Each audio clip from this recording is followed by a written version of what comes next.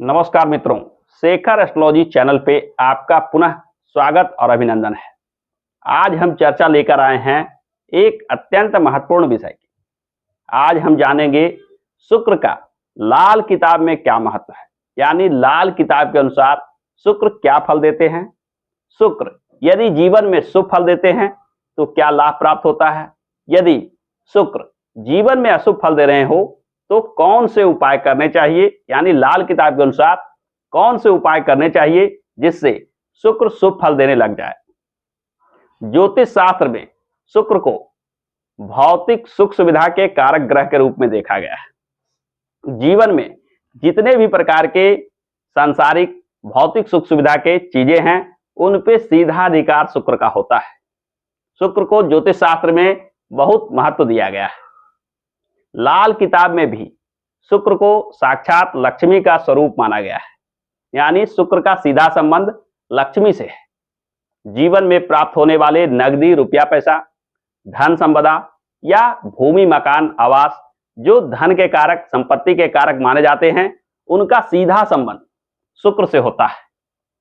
यानी लाल किताब ऐसा मानता है कि शुक्र ही जीवन में समस्त सुख सुविधा, भौतिक लाभ, ऐशो आराम, यश प्रतिष्ठा जैसे चीजों को देने के कारक ग्रह हैं। शुक्र यदि शुभ फल दे रहे हो तो निश्चित मानिए कि जीवन में अनेक प्रकार के लाभ प्राप्त होते हैं। जीवन में किसी प्रकार की कमी देखने को नहीं मिलती है। आज के इस भौतिक युग में जिसके पास नकदी रुपया पैसा, धन संपदा आसानी से आता हो या आय प्राप्ति के प्रयास में सफलता प्राप्त हो रहा हो, तो यह निश्चित मानिए कि धन के आधार पे, धन के प्रचुर मात्रा में होने से वह संसार के अनेक सुखों को प्राप्त कर सकता है, जीवन में अपने इच्छाओं को पूरी कर सकता है। वहीं शुक्र यदि अशुभ प्रभाव देने लग जाए, यानी शुक्र के शुभ प्रभाव आपके जीवन में ना हो, तो प्रयास करने पर भी अगर धन संपदा प्रचुर मात्रा में नहीं आ रहा हो, आवश्यकता के अनुसार आय प्राप्त नहीं हो रही हो, तो यह निश्चित मानिए कि कभी भी जीवन सुखमय नहीं हो सकता है। जीवन में दुख, कष्ट, निराशा, हताशा जैसे चीजें आम बात हो जाएगी, क्योंकि धन का अभाव जीवन में सुखों के अभाव का संकेत देता है। आज के इस युग में धन के अभाव होने से समस्त सुखों का अभाव हो जाना कोई बड़ी बात नहीं है। आज के इस भौतिक संसार में शुक्र का महत्व इन चीजों से स्पष्ट पता चलता है कि जिनके कुंडली में शुक्र शुभ प्रभाव देते हैं उन्हें जीवन में अनेक लाभ प्राप्त होते हैं। लाल किताब में पहले घर से लेकर 12वें घर में शुक्र के विराजित होने के अनेक लाभ और अशुभ परिणाम की चर्चा की गई है। यदि जीवन में धन का अभाव हो गया हो, प्रयास करने पर भी आय प्राप्ति के स्रोत नहीं दिख रहे हो, किसी काम में हाथ लगाते हैं परंतु समुचित लाभ नहीं प्राप्त कर पाते हैं, या सुख सुविधा से जुड़े चीजों से आप दूर हैं, या चाहने पर भी आपके जीवन में पैसे, नकदी रुपया पैसा की कमी दूर नहीं हो रही है, आर्थिक संकट, गरीबी, कष्ट इत्यादि से गुजरना पड़ रहा है, तो निश्चित मानिए कि शुक्र आपके जीवन में अशुभ प्रभाव दे रहे हैं। आइए लाल किताब के अनुसार जानते हैं कि कुंडली के किस भाव में शुक्र विराजित होकर क्या प्रभाव देते हैं। यदि उस भाव में विराजित होकर अशुभ प्रभाव दे रहे हो तो कौन से उपाय करने चाहिए। आज के इस वीडियो में हम जानेंगे पहले भाव से लेकर 12वें भाव में शुक्र विराजित हो और यदि अशुभ प्रभाव दे रहे हो, यानी जीवन में दुख कष्ट बना रहे हो, तो उसे दूर करने के लिए कौन से उपाय किए जाएं। यानी आज हम जानेंगे शुक्र के विभिन्न उपाय की चर्चा। आज हम जानेंगे कि शुक्र को कौन से उपाय करें ताकि समुचित लाभ हो। लाल किताब के ये उपाय 100% जीवन में लाभ देते हैं, अतः आप भी पूरी श्रद्धा और पूरे मनोयोग से इन उपायों को अवश्य आजमाएं। ऐसा विश्वास मानिए यदि यह उपाय आप करते हैं तो जीवन में जो कष्ट, बाधा, विघ्न दिख रही है वह धीरे धीरे दूर होने लगेगी। तो आइए प्रारंभ करते हैं और जानते हैं कि कुंडली के प्रथम भाव में यदि शुक्र विराजित हो तो कौन से उपाय करने चाहिए। पहले भाव में शुक्र यदि विराजित हो और शुभ परिणाम देखने को नहीं मिल रहा हो, हालांकि प्रथम भाव में शुक्र का विराजमान होना जीवन में अनेक सुख सुविधा देता है, परंतु कभी कभी शुक्र के कुछ दृष्टि से निर्बलता आ जाती है, यानी शुक्र शुभ फल देने की स्थिति में नहीं रह जाते हैं। उस स्थिति में आपको चाहिए कि काली गाय की सेवा करें। साथ ही साथ आपको गुड़ के सेवन से परहेज रखना चाहिए। ये दोनों उपाय अगर आप करते हैं तो शुक्र यदि प्रथम भाव में विराजित होकर अशुभ परिणाम दे रहे हैं तो यहाँ इनकी अशुभता दूर होती चली जाएगी। द्वितीय भाव, जन्म कुंडली का द्वितीय भाव धन का भाव माना जाता है। यहाँ शुक्र का विराजमान होना एक शुभ स्थिति मानी जाती है, परंतु यदि द्वितीय भाव में विराजित शुक्र यदि शुभ परिणाम नहीं दे रहे हो या जीवन में अशुभ प्रभाव दे रहे हो, यानी धन संपदा का अभाव दे रहे हो या जो लाभ दे सकते हैं उसमें कमी महसूस कर रहे हो, तो आपको चाहिए कि आलू लेकर उसे हल्दी से लपेट लें, यानी हल्दी लगा लें और उस आलू को गाय को खिलाएं।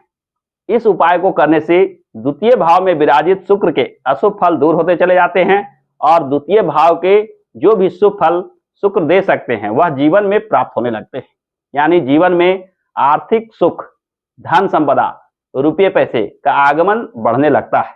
गाय संबंधित यह उपाय करने से द्वितीय भाव का शुक्र विशेष रूप से शुभ हो जाते हैं। यदि चर्चा करें तृतीय भाव में विराजित शुक्र के उपाय के बारे में, तृतीय भाव पराक्रम भाव, भाई बंधुओं का भाव माना जाता है। यहाँ शुक्र यदि विराजित हो तो कहीं ना कहीं शुक्र कुछ ना कुछ अशुभ प्रभाव आपके जीवन में दिखाते हैं। तृतीय भाव में विराजित शुक्र के अशुभ प्रभाव को दूर करने के लिए भाई बंधुओं से सहयोग बनाकर रखें। खासकर भाई की पत्नी यानी भाभी या छोटे भाई की पत्नी, इनके आशीर्वाद से यानी इनके सहयोग से, इनके सेवा से आपके जीवन में शुक्र के शुभ प्रभाव विशेष रूप से देखने को मिलते हैं। अतः यदि तृतीय भाव में शुक्र विराजित हो तो आपको चाहिए कि भाई की पत्नी की सेवा भाव रखें, भाभी के आशीर्वाद लें। उनके सेवा भाव और आशीर्वाद से आपके जीवन में आर्थिक उत्थान धीरे धीरे प्राप्त होने लगता है। तृतीय भाव के बाद यदि हम चर्चा करें चतुर्थ भाव में शुक्र के विराजित होने की, चतुर्थ भाव सुख का भाव होता है। यहाँ शुक्र विराजित हो तो यह निश्चित मानिए कि जीवन में शुक्र शुभ प्रभाव देंगे, परंतु कभी कभी यह शुक्र जो शुभ प्रभाव दे सकते हैं उसमें कमी रख जाते हैं, यानी जीवन में उतना लाभ प्राप्त नहीं हो रहा है जितना चतुर्थ भाव में शुक्र के विराजित होने से प्राप्त होना चाहिए। ऐसी अवस्था में आपको चाहिए कि छत के ऊपर शहद से भरा एक पात्र रखें। किसी पात्र में थोड़ा सा शहद रख लें और उसे छत के ऊपर रखें। ऐसा करने से आपके जीवन में शुक्र के चतुर्थ भाव का प्रभाव पूर्ण रूप से आने लगता है। चतुर्थ भाव के बाद यदि हम चर्चा करें पंचम भाव में शुक्र के विराजमान होने की, यानी पांचवें घर में यदि शुक्र विराजित हो तो इसके शुभ फल को बढ़ाने के लिए या अशुभता को दूर करने के लिए चांदी, चावल, दूध, इन चीजों का ज्यादा से ज्यादा संग्रह करके रखें। यानी इन चीजों का दान करना शुक्र के प्रभाव को न्यून कर देगा, यानी इन चीजों के दान करने से आपको बचना चाहिए। चांदी हो, चावल हो या दूध हो, इनका दान कभी भी ना करें। ऐसा करने से पंचम भाव में विराजित शुक्र के शुभ फलों में कमी आने लगती है। इनका संग्रह करने से यानी चांदी का और चावल का संग्रह करने से जीवन में शुक्र के पंचम भाव में विराजित होने के विशेष लाभ प्राप्त होने लगते हैं। यदि शुक्र के छठा भाव में विराजमान होने के प्रभाव को शुभ करने की चर्चा की जाए, यानी शुक्र के शुभ फलों को बढ़ाने की बात की जाए, तो इसके लिए लाल किताब बताता है कि चांदी का एक गोल गोली अपने पैकेट में हमेशा रखें।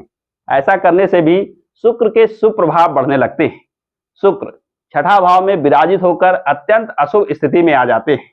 यहाँ चांदी का गोल गोली रखना आपके जीवन में शुक्र के अशुभता को दूर कर देता है। साथ ही साथ लाल किताब में बताया गया है कि चिड़ियों को कुछ खिलाना यानी अन्न खिलाना, जिससे भी शुक्र के छठा भाव में विराजित होने के अशुभ प्रभाव दूर हो जाते हैं और जीवन में जो दुख, कष्ट और गरीबी की स्थिति बन रही थी वह धीरे धीरे दूर होने लगती है। छठे भाव के बाद अगर सप्तम भाव में शुक्र के विराजित होने की चर्चा की जाए, सप्तम भाव विवाह का भाव भी माना जाता है।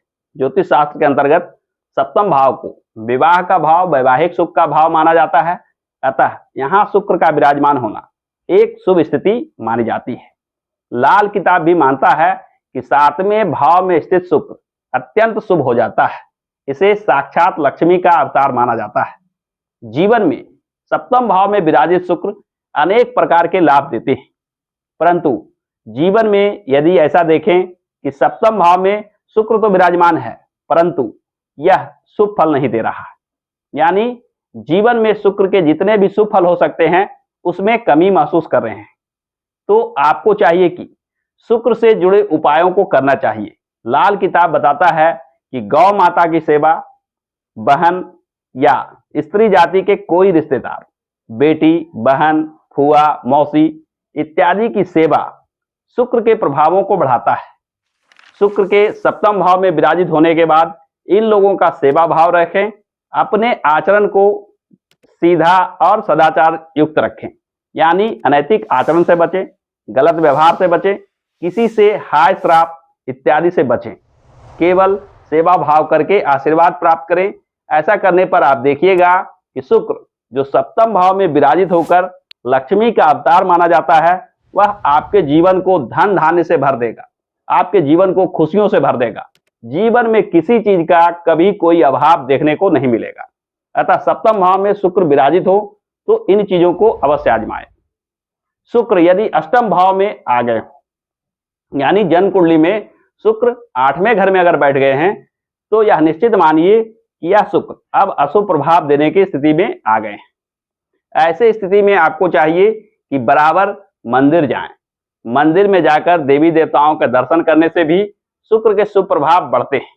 लाल किताब एक खास उपाय इसके लिए बताया है कि आपको 800 ग्राम गाजर लेकर मंदिर में दान करना चाहिए। इस उपाय को करने से 8वें भाव में विराजित शुक्र के अशुभ प्रभाव दूर होने लगते हैं, और जो यह शुक्र अशुभ प्रभाव के रूप में धनहीनता, रुपये पैसे का अभाव और कष्ट दुख दे रहे हैं, वह धीरे धीरे दूर हो जाएंगे और शुक्र के शुभ फल आपके जीवन में प्राप्त होने लगेंगे।